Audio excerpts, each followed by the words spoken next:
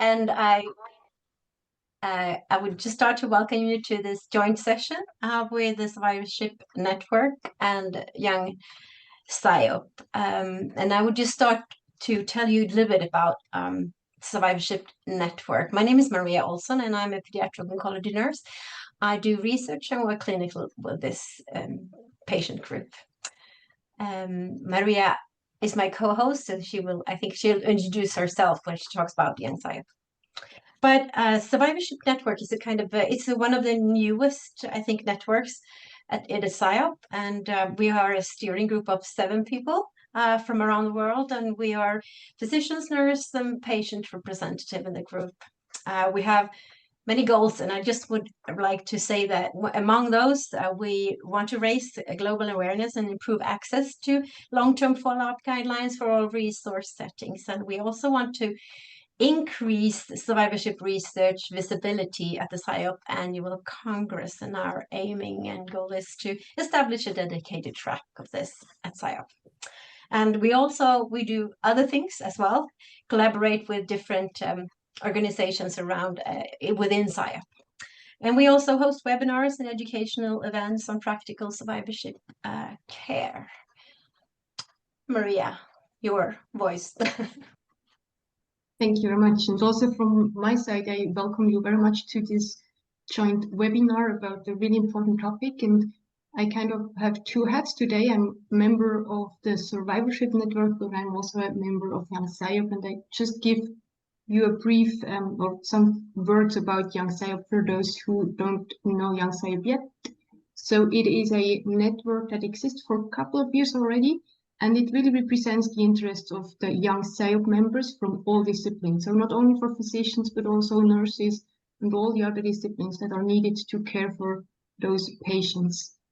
And it provides a platform for the members to connect, to develop research ideas, scientific skills, and also to facilitate international research. And for those of you who don't or are not a Young SIOP member yet, and if you're interested, you can find all the information on the website. There's also a link to join, to become a member. And just a short notice, because it's mentioned Young SIOP, so there's also an upper age limit, and currently it's 40 years, but you're also very welcome to become a member if you're not yet. It's the same with the Survivorship Network. You're all welcome to join, and you can find information on the website. Now do you want to take the how do you say, the housekeeping things, Maria? Okay. Yeah, so the housekeeping rule is quite short, and I think that's for all the webinars. So we will have 2 really interesting lectures or talks. And we plan to have a Q&A session after the second one. So if you have any questions, comments, you can either write them in the chat, or following the second talk, you can then also ask the question directly, whatever you prefer. Okay, so then welcome to the first, to the webinar.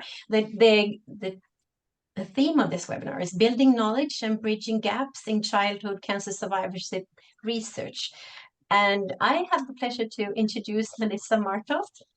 She's an instructor and researcher focused on improving language equity in cancer care, especially for families who speak languages other than English at the University of Washington in Seattle, US. And she's here today. She's doing a lot more things. I just took a brief talk about what she does, but she is here today to present the research project. She led a systematic review in collaboration with an international group and examining 4 decades of global survivorship research to identify gaps and opportunities for future research. So I hand over the word to you. Thank you so much for that kind introduction, Maria. Let me start sharing. All right. I'll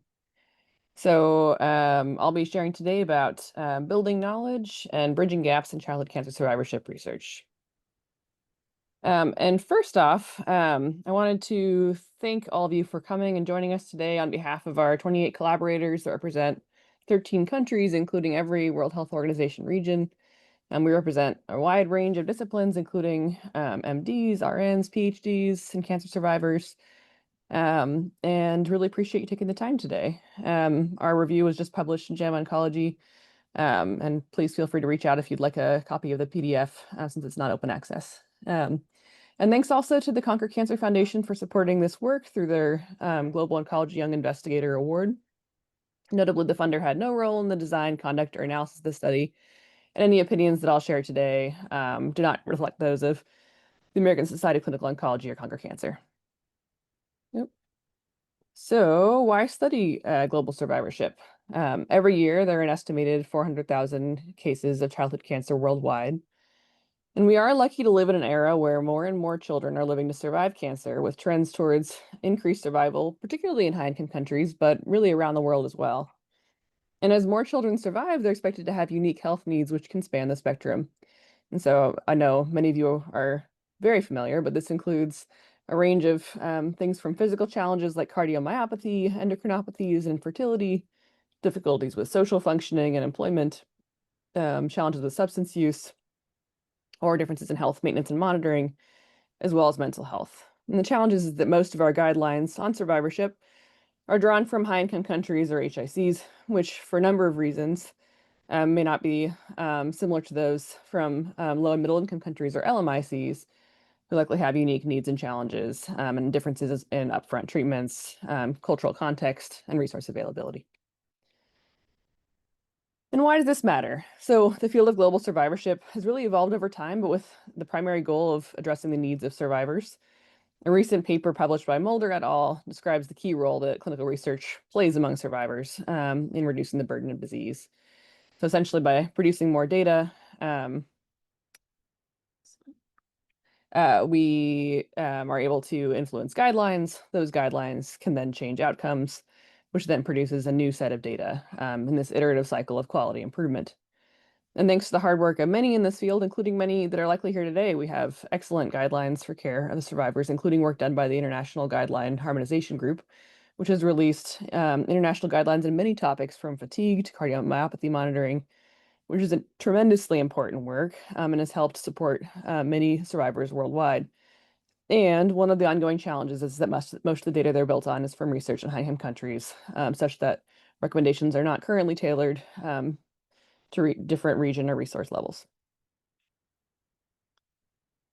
This is a map to just give you a sense of the global distribution of high-income countries or HICs and LMICs, or low and middle-income countries, the green being LMICs and the purple HICs.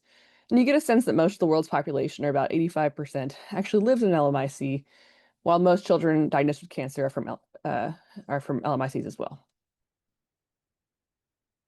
And as you can see in this figure here, looking at number of countries by world regions, high-income countries of the dark green color here are clustered in Europe and, of course, North America. And so if most survivors are from LMICs, but our guidelines are primarily from HICs, then we have a problem in that they're likely not representative of many survivors around the world. And so we set out to summarize the literature that exists around the world to both better inform future guideline development and also understand the burden of surviving childhood cancer in all settings. And our primary question was to explore globally what cohorts and cross-sectional exist studying pediatric cancer survivorship and what morbidity and mortality data has been published by country, resource, and region. To do this, we plan to report on and characterize study numbers and features by World Health Organization region and World Bank income group, and also to explore next steps in the field of global survivorship research. We conducted a systematic review of the literature through extensive collaboration with the University of Washington biomedical librarians, and ultimately searched for databases including PubMed, Embase, the Global Index Medicus, and CAB Direct. The Global Index Medicus notably includes a number of other databases, including the African Index Medicus, the Index Medicus for the Eastern Mediterranean region, the Index Medicus for Southeast Asian region, for the Eastern Mediterranean region, the Latin American and Caribbean Literature and Health Sciences, or LILACs, and the Western Pacific Region Index Medicus. Our search terms included childhood cancer and survivors, as well as a term referring to long-term follow-up, including cohorts, cross-sectionals, or follow-up studies. And these are our inclusion criteria. So our criteria overall were targeted around ensuring that articles represented kind of more concerted efforts at exploring survivorship rather than more one-off studies looking, for instance, at short-term survival from initial cancer diagnosis or from immediate morbidity from cancer or its treatment. So we looked at studies that had at least 20 pediatric patients diagnosed with a malignant neoplasm that reflected specifically survivorship outcomes, not just survival from original cancer diagnosis. They looked at least 5 years from diagnosis. This could have either been measured 5 years or required 5 years for all patients. That looked at multiple morbidities or a classic late effect like cardiomyopathy that is known to be associated with survivorship. And then if studies were from high-income countries, we wanted them to be cohorts and cross-sectionals. Otherwise, we were trying to be more inclusive in LMICs of more study varieties, but still not looking at things like reviews. One area that I'll talk about in more detail later is that we also excluded conference abstracts in the hopes of getting enough information on study features to describe later. We included any cancer types and any treatments other than LCH. And studies must have been published after or equal to 1980 in one of the number of languages spoken by our reviewing team. And we set out to find these study features, including country of origin, income group, region, study type, the years of diagnosis of patients and of study, the domain studied, cancer type studied, whether studies looked at morbidity or mortality, and what specific quality measures we could find. We used an existing framework that's been published in 2019 to describe domains of study. So you can see here in the blue rings inside of the other rings, they describe survivorship articles as fitting into these categories. So recurrences and new cancers, physical effects, psychosocial effects, health promotion, and chronic conditions. We made some minor modifications to this framework. First, we included physical effects and chronic conditions into one category, basically because it was too difficult to ascertain causality between the two. These were just made physical effects. And we also separated out mental diagnoses from the broad range of psychosocial effects that have been documented, including anything from marriage rates to financial toxicity. This was partly due to a call from many survivor advocacy groups to increase focus on mental health specifically. And we described individual studies by country, World Health Organization region, income level, and compared with chi-squared and Fisher's exact testing. We also looked at linear regression to analyze change in study over time. And notably, ultimately, we did not compare direct study outcomes, but more highlighted features about the studies themselves and gaps in the literature overall. We noted that essentially there is so much heterogeneity in reporting that it was quite challenging to directly compare study to study. And for our results. So our search terms pulled a total of about 8,000 articles globally.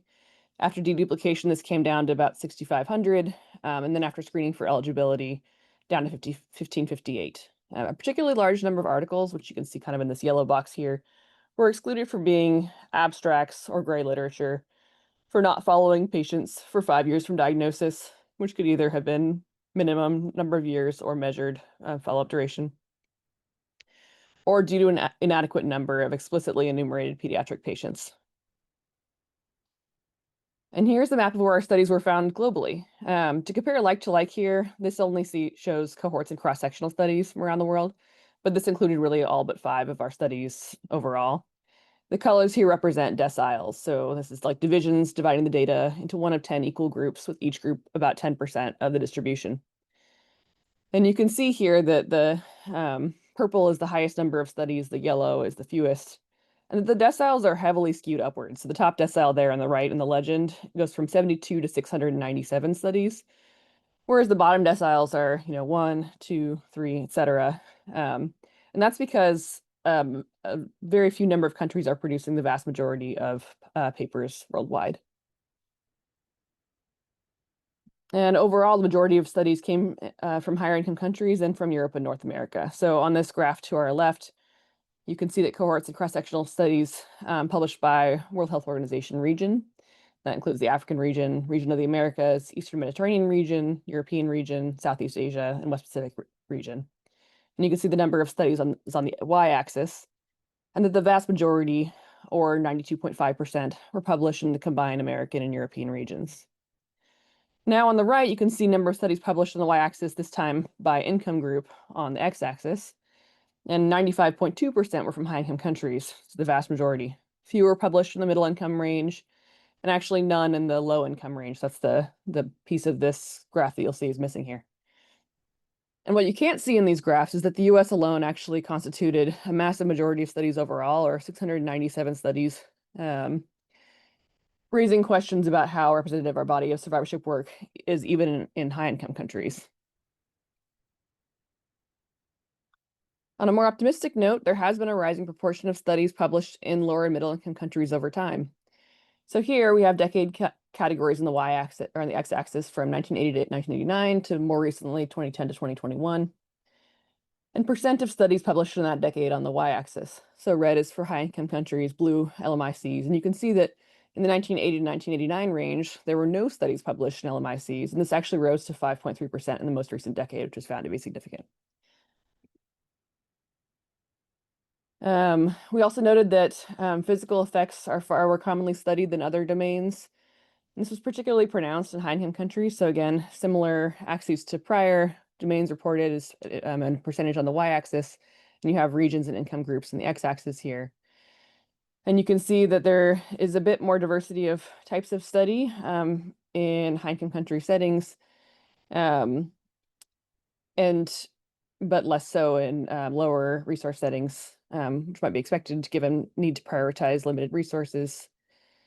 And you'll see that also more recent studies were more likely to explore things like mental health, psychosocial effects, and prevention. But this does call for opening up our areas of study beyond just physical effects for survivors around the world. We also found that cancer types were unevenly studied, particularly in LMICs. So overall, cancer types favored the most common diagnoses. So on the right here, you can see the legend. Hematologic malignancies like leukemia, lymphoma are the red colors, and were by far the most common studied overall, but there is many cancer types that are underrepresented in lower income settings like CNS malignancy, below what would be anticipated by international estimates. And for a number of reasons, we saw differences in quality features between groups. So sample sizes were often smaller in lower middle income countries with a median of 87 versus 277. You can see here on the left study size by income group, and notice that it's quite different. We also found that confounding adjustment was less likely in lower middle income countries, and the source population here on the right was also different by income groups, with more likely drawn from local institutions compared to multi-center population-based in high-income countries. And this is likely based on big differences in resources. All right, and so together with our group of collaborators, we built a series of recommendations for future work in the field of global survivorship. And a lot of this, is based on the idea that survivorship research improves survivorship care through an iterative process by which more data enables building of new guidelines that impact care and thus feedback on new data, allowing for a new layer of research. On the patient care side, we recommend developing adapted survivorship care guidelines across culture, resource, and region spectrum. And the cultural element was one repeatedly called out by many of our collaborators, including from LMICs, who in addition to noting differences in resources, stressed that implementation of survivorship care must be driven by and in alignment with the patients receiving it. And additionally, building infrastructure for the development of survivorship programs, including establishing guidelines that are tailored to place and people, as well as collaborating on the local and regional level to make change. Next, on the research side, we recommend supporting the expansion of survivorship research in low and middle income countries and underrepresented regions, as well as targeting survivorship research to areas with gaps, including a wider range of domains, such as mental health and disease prevention, a bigger variety of cancer types, and also examining what barriers and enablers exist to survivorship research in underrepresented areas. And last, which I'll talk in more detail about in a moment, is developing a set of standardized reporting guidelines for survivorship research so that we can compare studies more effectively. All right, so on recommendations for future reporting, there is a ton of heterogeneity in reporting of data such that trying to compare studies is quite difficult. So on the most basic level, there's not really a universal consensus on what makes a survivor. And though an appropriate definition may differ based on disease or resource contexts, having some standardization is critical for being able to make comparisons between studies. We saw this reported in many ways, from years from diagnosis, months from end of therapy, years from BMT, or not reported at all. And the time points used, of course, were very different from months to years, up to 5 years minimum at the highest. We would recommend trying to define survivors from the time of diagnosis and reporting both the minimum required for study inclusion and the length of follow-up found from diagnosis. If this is not from diagnosis, also reporting what the length of follow-up was from time of diagnosis as well. Next up, the years the patients were diagnosed. Often this was missing completely from data, but as we all know, treatment regimens have changed dramatically over the years, and these changes are associated with differences in late effects seen. So we would recommend reporting year ranges for when patients were diagnosed so data over different historical protocols can be analyzed. Next, studies reported what age groups were included also very variably, with some offering only the word child or children or adolescent, and some explicitly offering specific age ranges. So we'd recommend reporting both the target range, like children and adolescents here, and the med-surg ranges of when patients were diagnosed. And then for studies that are examining results for both patients diagnosed in childhood and adulthood, we'd recommend stratifying the data by age, such that the pediatric data can be looked at separately, as it may be quite distinct. Next, reporting on cancer types, we recommend explicitly defining which cancer types were included, even in cases where all childhood cancers were included, so what patients actually wound up in the study. And we recommend drawing on these from the latest international classification of childhood cancer categories for uniformity. Next, on locations for diagnosis, this was often kind of more hinted at than explicitly stated, like for instance, with mention to our institution or multiple hospitals internationally. Sometimes it was not described at all, and we had to kind of infer it based on author institutional affiliations. To learn more about local and regional differences, we'd recommend explicitly naming where patients are from geographically, including which hospitals, regions, and countries were included. And then for multinational studies, we recommend clearly describing how many patients came from each country. Then describing the population source and sampling methods. So most studies do not examine data on every single patient in their population, but a sample subset of them, whether randomly or non-randomly drawn, such as consecutive sampling of patients walking into a clinic or purposive sampling to capture specific patient groups. So first, we recommend identifying who the overall population was, whether it's survivors in X country or survivors that come into X clinic. And if the entire population was not examined, we recommend describing sampling method that was used, including whether it was truly random sampling or if certain subsets are more likely to be picked for inclusion. And last, we recommend reporting participation and loss to follow-up rates. So for participation, of X number approached, how many enrolled, and for loss to follow-up rates of this number enrolled, how many were lost or left early or unable to be contacted. That way we can get a sense if there's something different about the sample included compared to the population overall. And then last, reporting studies associated with survivorship programs. So many studies were associated with a larger survivorship program. And first, it'd be helpful to identify when specifically this is the case, and to report a little bit of details about that program. So the formal name of the program, the regions represented by it, and the current size of the program. And last, describing if the program systematically evaluates all patients with a standardized protocol, and if so, where details in this might be found. As long as it's reported somewhere that can be referenced, it may not be necessary to actually give details on it, but knowing where to look would be very helpful. All right, so briefly on limitations. So our study had a number of limitations. First, we may well have missed studies up front based on our search terms. While we included studies with full text in a variety of languages represented by our collaborator team, we did search in English only, which may have missed studies that did not have abstracts translated to English. We also excluded articles that were abstract-only articles, which may have excluded many important efforts around the world that either are documented only in abstract form or are too new to have full articles published, which is a big issue given how fast the literature is growing. We did this to ensure we could collect enough data on study features, but this likely came at the cost of inclusion of studies. We also excluded studies that had less than a 5-year follow-up period, either from minimum time for all patients from diagnosis or measured survival duration. This was to make sure that we were looking at survivorship literature and not immediate effects of cancer treatment, but likely also excluded studies that may have disease processes represented that would, for many patients, be considered survivors. We also included likely some rare diseases and outcomes because studies had to have at least 20 patients to be included.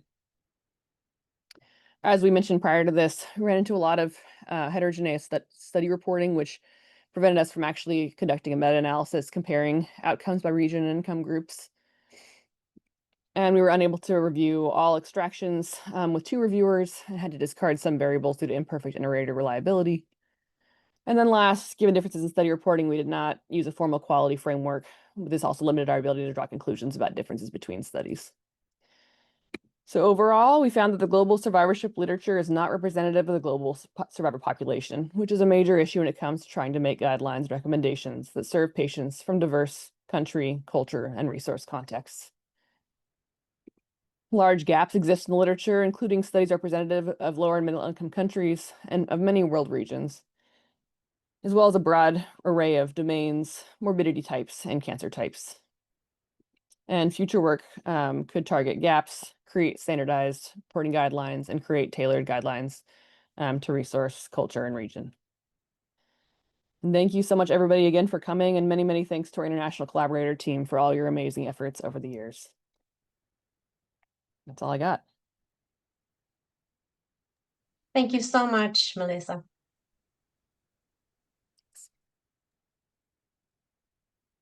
Thank you very much, Melissa, also from my side. And yeah, with this, we will come to the second talk. As we said at the beginning, we will have a Q&A session at the very end.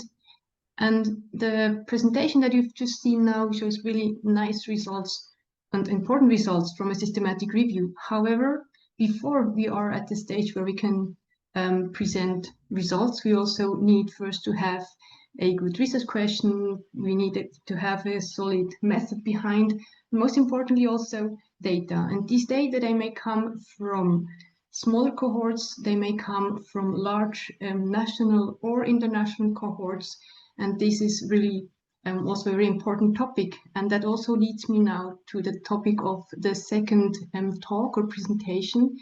And with that, it's a pleasure to introduce the next speaker to you is Dr. Greg Armstrong. He's a member of St. Jude's faculty, the chair of the Department of Epidemiology and Cancer Control, and also co-leader of the Cancer Control and Survivorship Program at St. Jude's.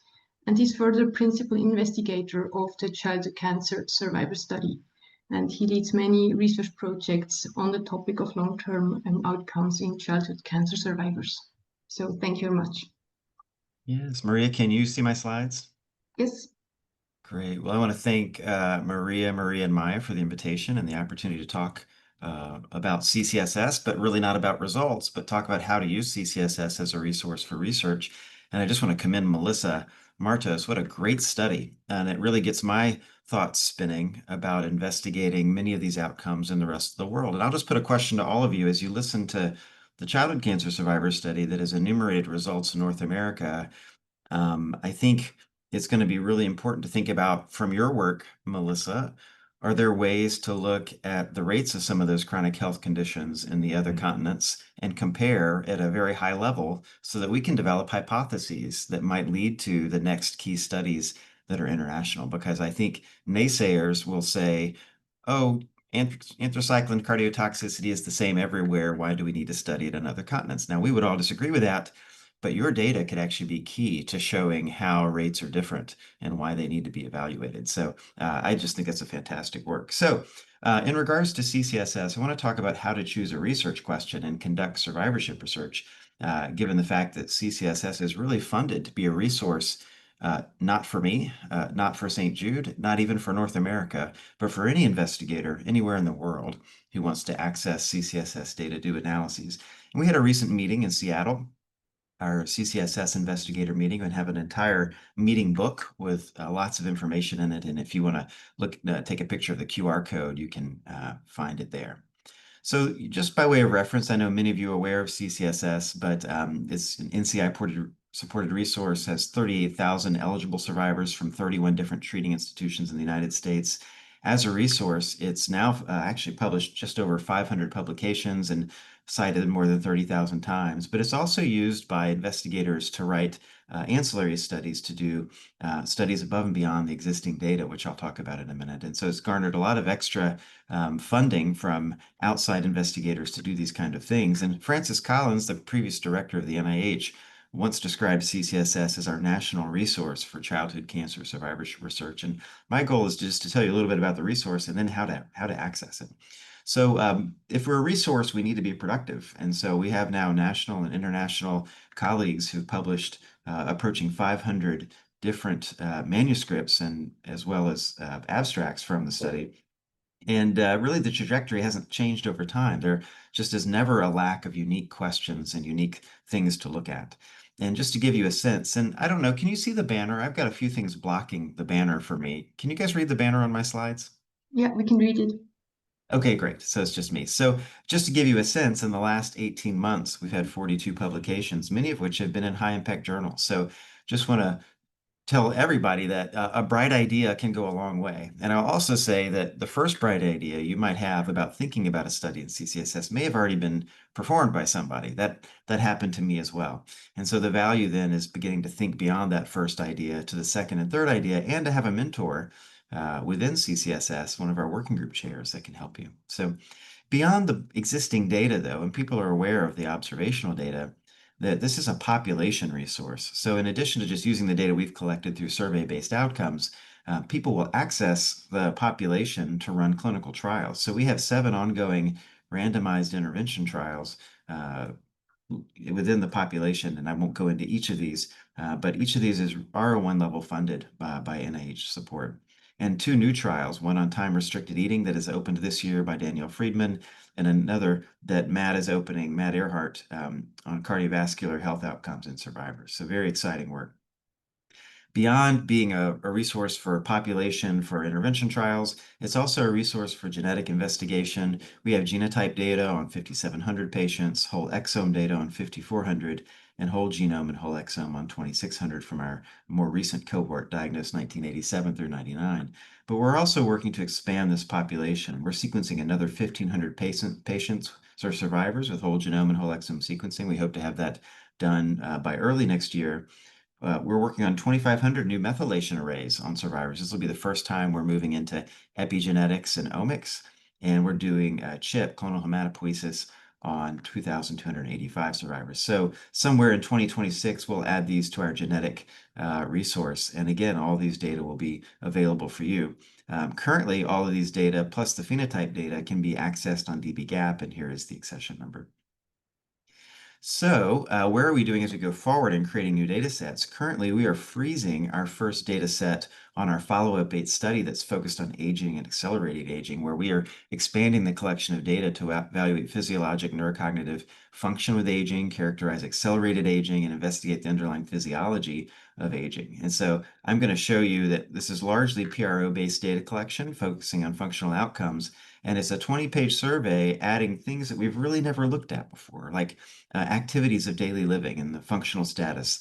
As our patient population is now 45 years of age on average, and many of them obviously are cognitively impaired after cranial radiation, we have really been asking questions about early onset dementia and function changes. So functional status on bathing, transferring, dressing, and activities of daily living using the Lawson instrument, but also additional neurocognitive assessments beyond the NCQ. For the first time, this is self-report, but for the first time, we'll be using the PROMIS Cognitive Function Scale, the PROMIS Social Roles and Activities scale, and we have a direct assessment using CNS vital signs, where they're using a laptop computer to be directly assessed from a neurocognitive standpoint. So that's all very exciting. The other new area of data, and I would say we're freezing this and should have this freeze of this data done within the next month or two. So now's the time to really think of new concepts for analyses and ideas and aims for using these data, and then identifying a working group chair in CCSS, which I can certainly point you to work with to begin to put forward an idea for analyses. I'll also mention we're enhancing data sharing through our St. Jude Survivorship portal. You can access it through this website. And as of just earlier this year, we have now placed all 25,000 CCSS participants in the cloud alongside of all 5,000 St. Jude Life participants. So you can access both outcomes data, exposure data, and genetic and genomic data in the St. Jude cloud. And we're currently performing genotype imputation on the existing SNP arrays so that they can be harmonized with whole genome samples. So it'll really be an exhaustive place to go in the cloud, where you can perform analyses in the cloud. You don't really even need to talk to me or anyone in CCSS. You can go do those analyses on your own in the cloud or download the data to do your analyses yourself. So, what are possibilities for new investigators to really get involved? Well, I want to recommend the Career Development Award. In 2025, we had 9 applications, 5 junior faculty and 4 trainees, and we fund at least 1 in each of these categories, sometimes 2.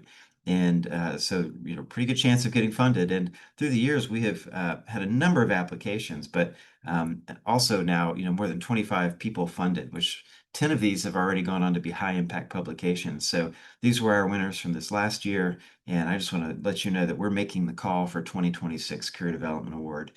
You can find the details on our website, or this QR code will take you right to the website. And again, with a good idea, it's just a great opportunity to then identify a working group leader, begin to meet with them, and get walking through the process of generating a concept for analysis.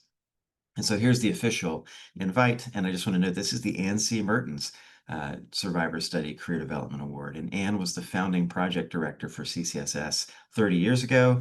And we lost Ann, sadly, this past year. We've done this in her memory and in her honor. And she actually, little known fact, it was her PhD thesis project that was CCSS. And then she and Les Robinson turned it into the study that we know. So now I really want to go into what I think I was really asked to talk about. Now that you know a little bit about CCSS, how do you really choose a research question and access the data? And so I want to give Eric Chow and Cindy M a lot of credit for developing these slides that I'll go through over the next 5 minutes.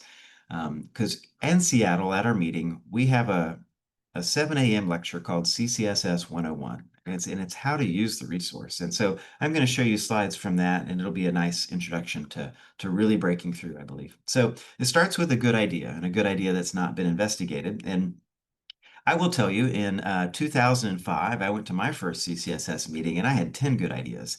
And I took all 10, and I started looking at the publication list and realized all 10 had been done. And that is a feeling I think everyone experiences when you first crack into thinking about a research question. Well, don't be discouraged. That just means that there's a next downstream question to ask from what was found.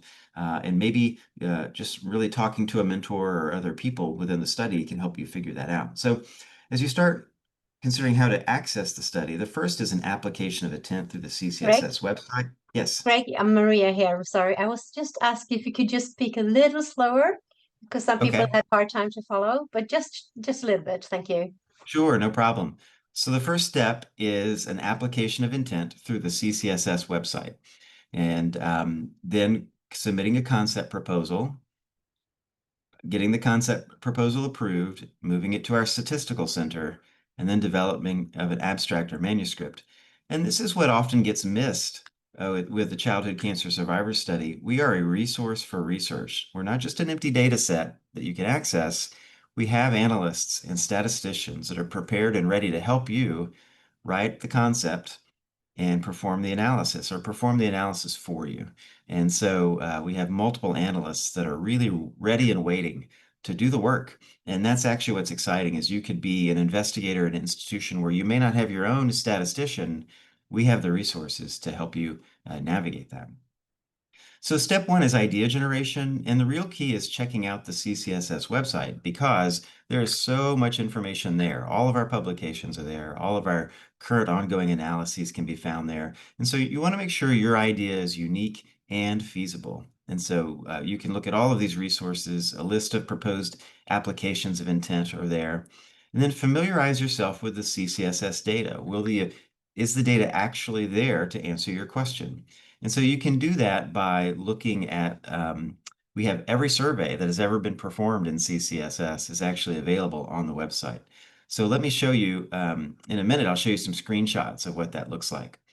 And just a reminder that as you're thinking about your question, it's good to understand what kind of data we have. So we have self-reported questionnaires for 5-year survivors and siblings. And these questionnaires span a lot of topics, including medical and reproductive outcomes, subsequent neoplasms, health-related quality of life and functional outcomes, family history of cancer, socioeconomic status, and then more recently, premature aging, health services, and many, many more topics. But one of the secrets to CCSS is we have exquisitely detailed chemotherapy and radiotherapy exposure data. So we have doses for about 30 chemotherapy agents, cumulative dose across the lifetime of the survivor, well, at least in the first 5 years. And so that really creates the ability for exquisite studies. We have surgery data available, which just became available as far as detailed codes for specific surgeries, and then multiple biospecimens and genetic availability, like I mentioned to you already. So just to show you a screenshot of the CCSS website, and this is just looking at these several drop-down menus that are here, and if you click on Published Research, you can get an overview and a list of publications and a list of abstracts. And if you click on that, you can actually go to the search bar where you can search topics, you can search titles or first authors or last authors, and really try to understand what has been done, for example, on frailty. So if you put in frailty, you'll identify all the publications that have been focused on frailty. Also on the website there's a drop-down called Design a Study, and then there's really a how-to section on how to design a study in CCSS and what is the process. And so this is just giving you a screenshot of that. And probably one of the first things you want to know is who else has submitted an application of intent, and is someone already thinking about my topic? And so that's how you do that.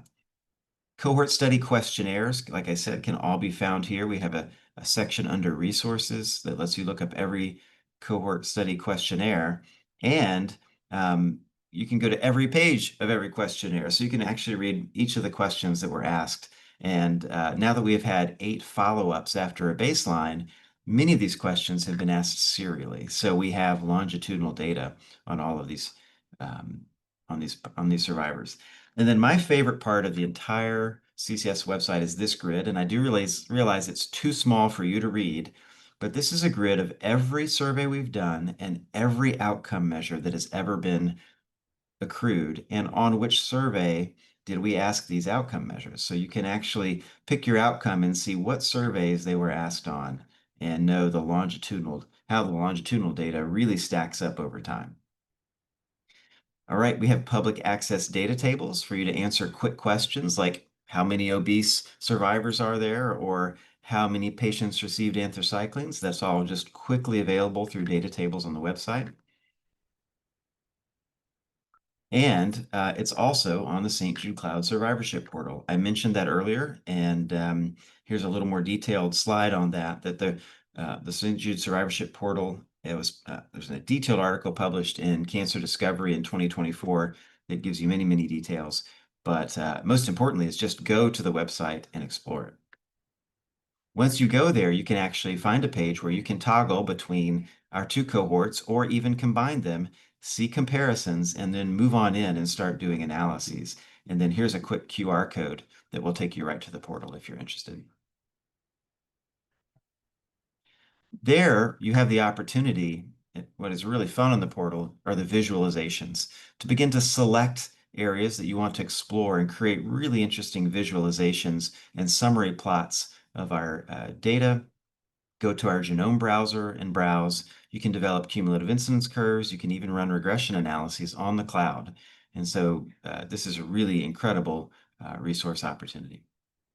So the next step is submitting your idea. Of course, if you do things on the cloud, you don't have to do step 2. You can actually perform analyses on your own.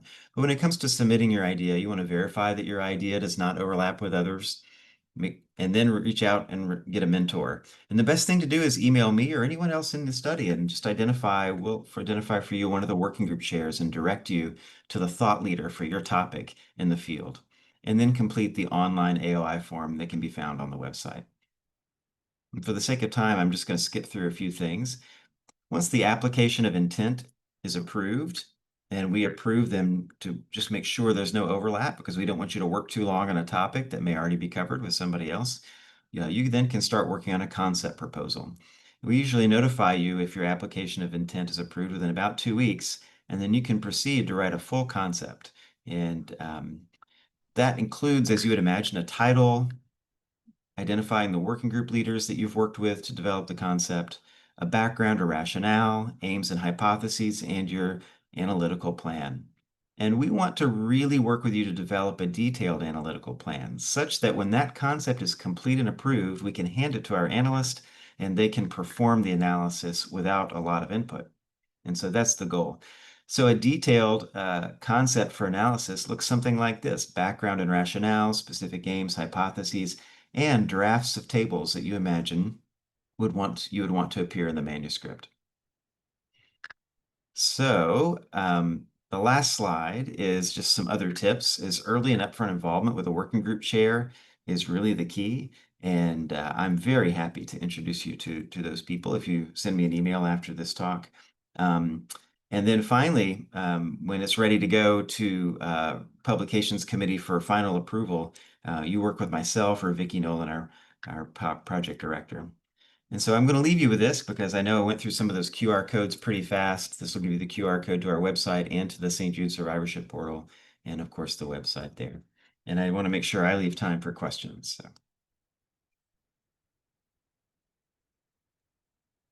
So thank you very much for this really good overview and possibilities then also for members to do research themselves, joint research. And I think that's exactly one of the aims also of this whole webinar and from SIOP in general, to have joint efforts. So are there any questions now from the audience to either Melissa or Greg? I've seen a question from to you, Greg. Is the database available for investigators from Africa? Absolutely, it's available. And there's really 2 ways that it's available to you in Africa. If you have internet access, which I imagine you do because you're on this webinar, I would recommend you to right now go to the survivorship portal and explore the data that's there. It could be that where you are, it may be just as quick and easy for you to investigate what's on the portal and do analyses and ask questions in the cloud. At the same time, we would love to have you access the data directly through CCSS and work with us, because what we might provide for you if you work directly with us is that opportunity to again have, let's say you're doing cardiac outcomes, you'd be in the chronic conditions working group, you'd have Eric Chow as your mentor helping you through that, and then a statistician helping you with a statistical plan and a data analyst to do the analysis. So in that manner, working directly with the study as a resource might provide you opportunities for a resource that you may not have at home. So those would be the 2 ways. Is that helpful? And I would say we're actually really excited to have Career Development Award applicants internationally. And for a few years, we actually had a separate international application track. And we haven't done that more recently, but when we get international applications, they're really favorable and favorably reviewed. Thank you, Craig. There was a discussion earlier on in the chat. I don't know, Julia, if you want to pick that up and say what your thoughts are and questions. Do you mean the one I put in the chat? Yes. Oh, okay. I just thought it would be amazing, Melissa, but I know that you spent years doing this work. This was not something that was done in 6 months. I just hope everyone appreciates the the level of collaboration too that you had done. So that congratulations on that. But I was thinking of the CoreQ or some of the other templates that we are instructed by publishers to use for CoreQ for qualitative research and others. I mean, I think it would be fantastic if you were or anyone on this webinar would be interested in working together to create that template and eventually it's so useful to be able to compare studies. And you've mentioned all the challenges of trying to do this massive review, that if we had that and it had a good acronym, so people didn't have to know the whole name, then we could really push it maybe through the SIOP Survivorship Network and in collaboration with St. Jude, but maybe somebody with the CCSS group. I just think either a Delphi or an expert working group, somebody, a group of experts coming together saying, look, enable for us, especially at this time point where the low and middle income countries are gearing up and getting larger survivor groups and starting to do that research, this might be the moment to have something like that to guide that way of reporting, because the heterogeneity is really killing us to be able to do what we think we could do. Or maybe Greg has an opinion. I don't know. See what you guys think. Julia, thank you so much for sharing and also for all of the phenomenal support you gave for our paper too. I'm totally in agreement. I think the time is absolutely right for such guidelines to be developed. I wish I had capacity at this time, but probably don't. You'll see in the chat, it looks like I posted two things. The bottom one is actually our senior mentor, Lisa Force, who would love to talk with anyone who'd be interested in spearheading this effort on exploring it more. So I can see if she can pop her email in the chat too. Yeah, there's several ways to go about thinking about guidelines in the future. And I know that Nikhil Bhakta, Matt Earhart, and others are working on resource-adapted guidelines that would take the international and the COG guidelines and adapt them to different resources. But that'll be a major advancement. But another thing that I would suggest we really need to think about is collecting more data. And this was on Melissa's slide, doing the research in each of these continents and each of these areas, because I actually don't think we're going to see the same rates of critical outcomes across these continents. And that's going to generate so many hypotheses that are be important to convince funders to do more detailed studies. So I wondered if, my question is for Melissa, is with the data you've put together, is there any way to get high rate, just comparisons of cardiac disease across these continents? Any way to just get some really high level data that might be thought-provoking about how outcomes differ? It's a great question. I think Lisa Force has been trying to look into this a bit more with the mortality data we were collecting. And even then, it's been really challenging just because mortality has been described in such a variety of ways.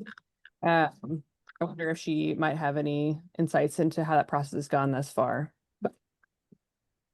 Yeah, Greg, that was actually our hope when we started out with this review, was to be able to summarize the literature for morbidity and mortality across the world and be able to answer some of those really key questions. Because I think we could hypothesize in a million ways. You know, I could convince myself in a lower resource setting that there might be lower toxicity if you're using an adapted treatment regimen, or more toxicity if you don't have IMRT for, you know, a specific cancer. So without actually seeing the data, we're just in this void of information to be able to make informed decisions. So we've started looking at the included studies that Melissa shared there, the 1,500 or so, looking at the ones that reported mortality, trying to see if we could compare across settings there. And it's just impossible with how people have reported. Unfortunately, we've not dug into the morbidity data yet, but happy to talk with anyone that might be interested in that. It would be fairly labor intensive to, you know, it would require someone going through and trying to extract all of the more detailed morbidity information. And so probably realistic to start more with, you know, one specific area, cardiotoxicity or something as a focus, and see what's feasible. But I do think that we should do that and at least prove to ourselves it's not possible to compare. But I suspect, given what we've seen so far, that comparison may be a challenge, which is why Julia's point, I think, is really important, developing a set of standardized guidelines for how people can report survivorship data in the literature so that we don't end up in the same place a decade from now. Maya, you raised your hand. Yes, yes. So thank you both, Greg and Melissa, for these excellent talks. They were very good, and I really appreciate Julia's idea of setting up standards. I think Melissa already mentioned, and Greg also, about, there are so many steps really involved in getting out high quality data, including actually setting up good long-term follow-up care, because a lot of the survivorship care is very short-term follow-up, and then later on, survivors are left to their own devices. So the real decades-long follow-up is going to be very difficult in most LMICs, but it is possible. Data management, I think, is really lacking, even in most places which do not have, which do have good long-term follow-up care. But my question about what we were discussing is there a I think even those who have data are unable to write it up and publish it. And in fact, there's always a lot of abstracts that come up which are never translated into papers, into full papers. So is there a possibility of, someone actually mentoring and helping people, really analyze it properly, analyze the right things, rather than, the kind of survival curves, or everyone knows how to analyze patients who are getting treated. So treatment outcomes are probably quite standardized. But survival outcomes, the outcomes of survivors and their morbidity and mortality probably need a little bit more of insight and, a different kind of analysis, probably some more statistical analysis than most people have access to. So Greg and Melissa and others, what is your take on this? And Melissa Hudson also, because you would know a lot about what's actually happening in parts of the world. So is there Yeah, scope for a I'll research throw an mentorship? I'll throw an idea out there, Maya. I don't know if this will work in every situation, but for an investigator in another country with a solid data set and an initial analysis, one thing to think about is a comparison to CCSS or the St. Jude Lifetime cohort. And if we thought there could be a fair comparison and a sort of a dual analysis, that might be a way to leverage the resources of those cohorts to do a comparison study. And I'll give you one example. Miranda Fiddler and I, when she was working with the British CCSS, did a paper that compared mortality between the two cohorts. And that was easier to do because it was mortality, but it really might serve as an example of a way to benchmark what's being done in LMIC with one of the North American cohorts, and then, pull in the resources of the cohorts to accomplish it. Thank you.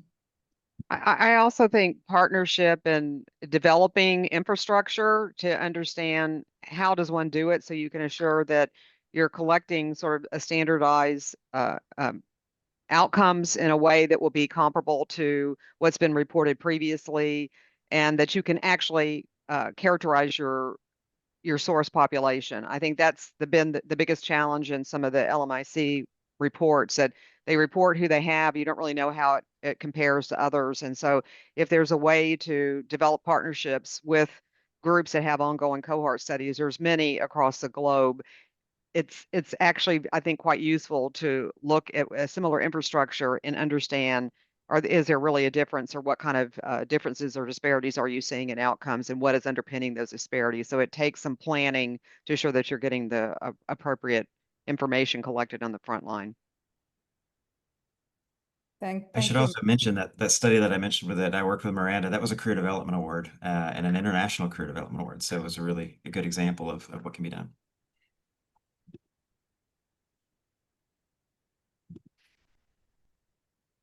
Thank you. I don't think we have, I hope I haven't missed any questions. Have you seen any, Maria, that we haven't asked? No, I think we haven't missed any question. In case we did, the person can just speak up. But I think also otherwise time is running out. So Yes. At least my time is now 5 o'clock point. So it is. I have to say it was a really great webinar, and also the discussion we had in the end, and also to have, maybe also kind of an output from this webinar is really great.